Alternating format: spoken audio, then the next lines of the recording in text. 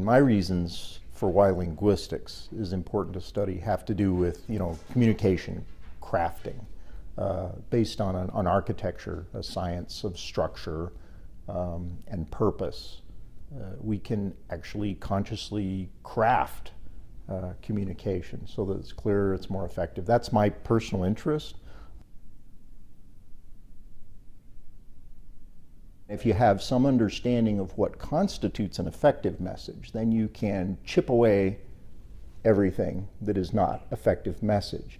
But you have to have the big block of marble to work with. You know the old joke, how do you carve a statue of an elephant? Well, you get a big old block of marble and you carve away everything that doesn't look like elephant. Yes.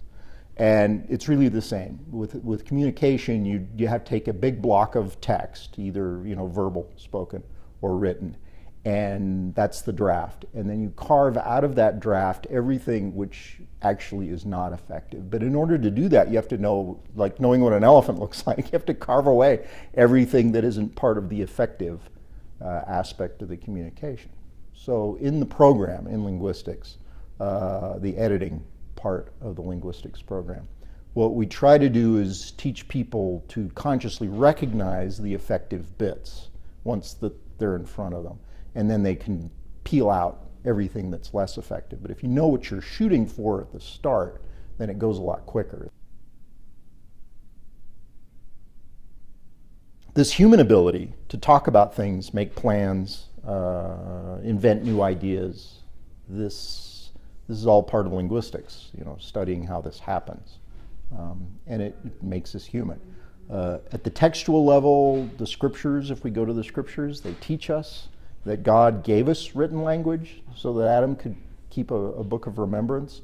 And then in the record, we see that the Jaredites were very concerned to preserve that language that they had been given. Presumably that same written language, they had to preserve it somehow, and so the Lord told them to leave. And we all know about Nephi and the brass plates. So written language is a hugely important thing. It allows us to conserve culture and tradition and the commandments. And so to study what it is that makes text so important to our being as civilized humans and as disciples of God, this deserves some study.